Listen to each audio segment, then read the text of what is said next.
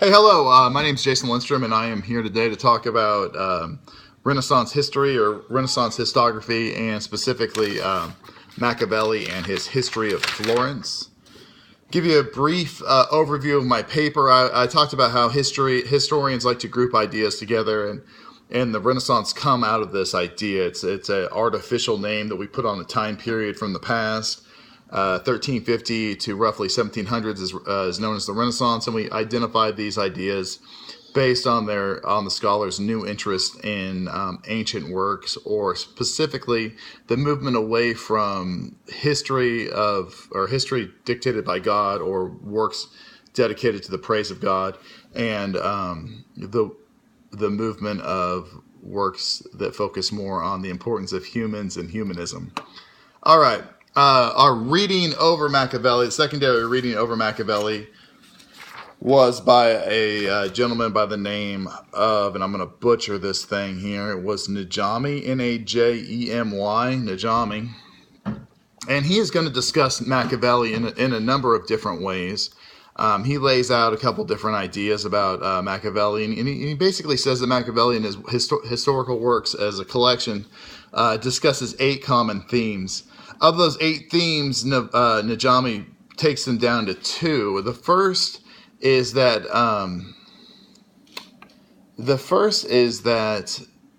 history is based on a discernible and repeating pattern. Structure and rhythm make up history, and that we can use this pattern to predict future events. And the second says that humans' events are determined by external powers, and the only certainty is that history is uncertain and random. And so when you look at those two ideas, they're really in conflict. And then Najemi goes on to argue even further that that Machiavelli never really dives in or totally commits to one idea or the other.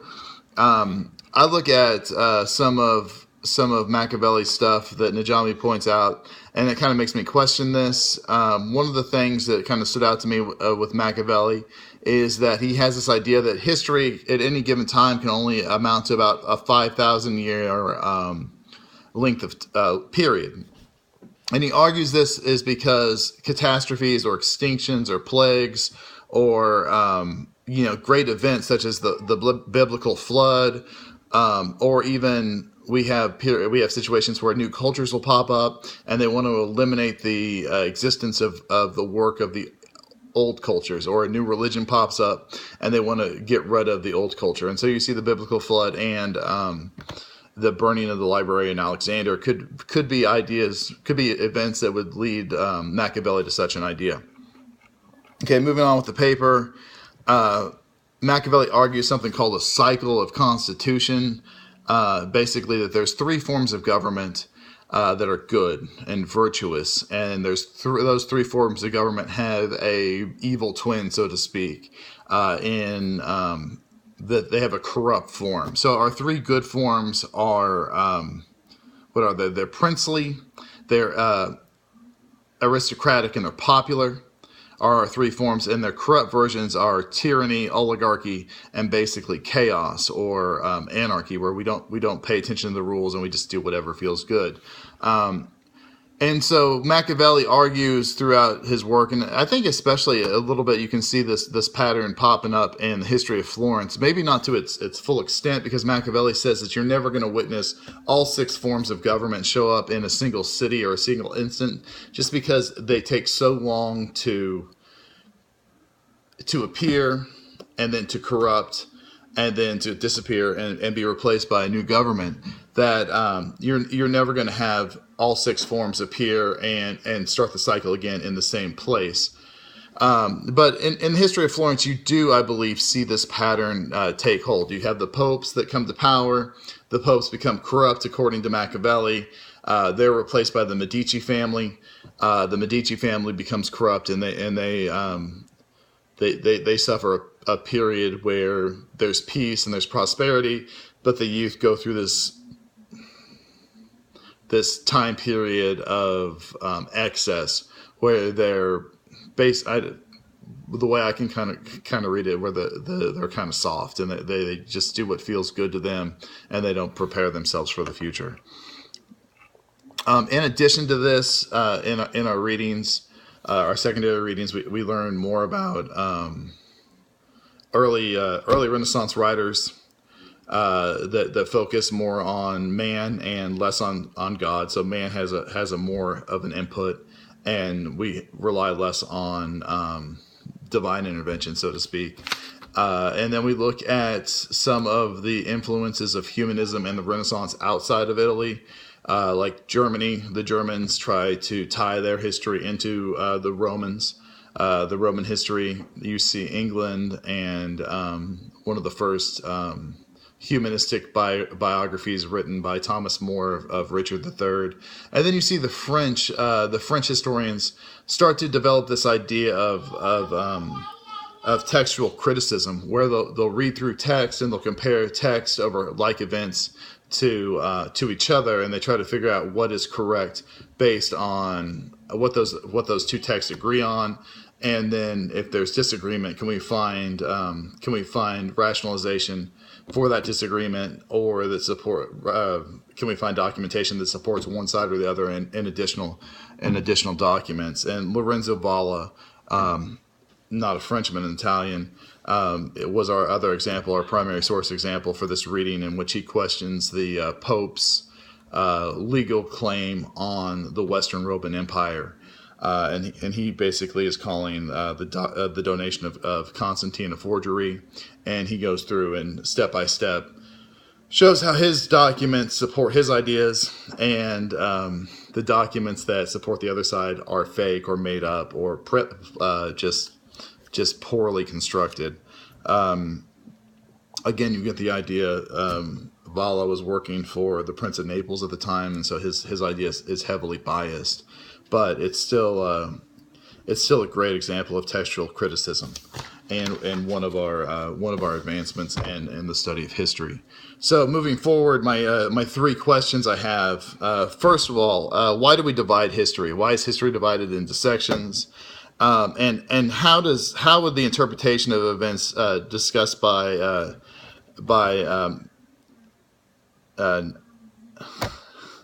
Machiavelli or by Najami of Machiavelli, how would they be different? How would we consider them differently if, let's say, Machiavelli would be classified as an early thinker of the Enlightenment versus a thinker from the Renaissance? How does putting a label on something affect the way that we see it?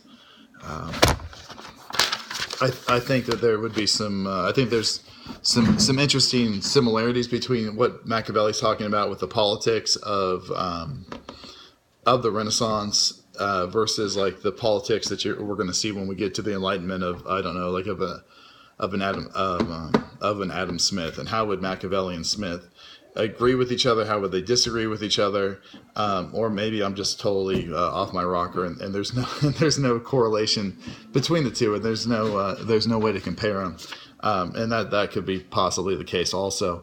My second question is: do the thinkers of the Renaissance, do they replace God with this idea of virtue? We want to go back to humanism is this idea of moving back to the good old days, the days before the Dark Ages, the Middle Ages, moving back to Rome and Greece.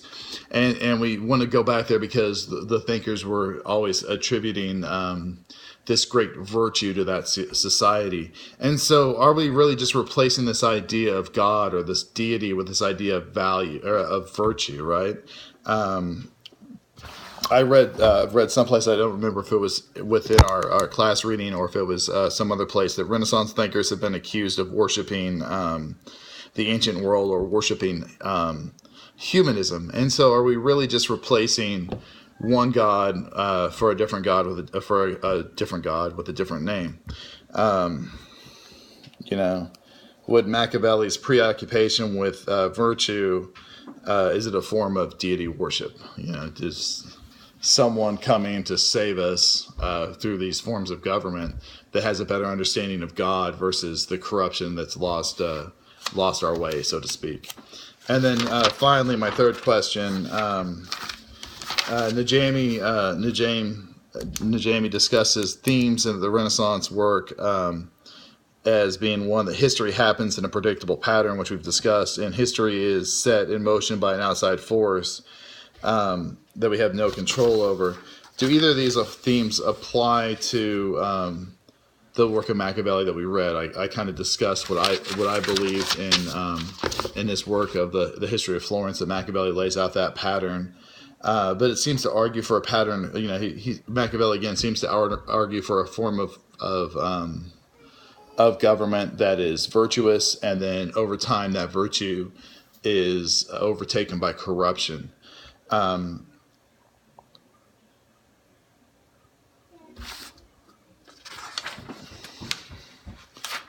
then Jamie kind of argues that Machiavelli agrees and disagrees with both of these ideas at the same time, that there is a pattern, but there's not a pattern, and there's outside forces that man can't control, and there are forces that man can control, such as political nature.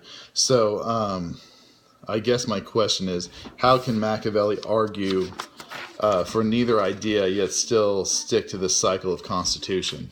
Through the readings,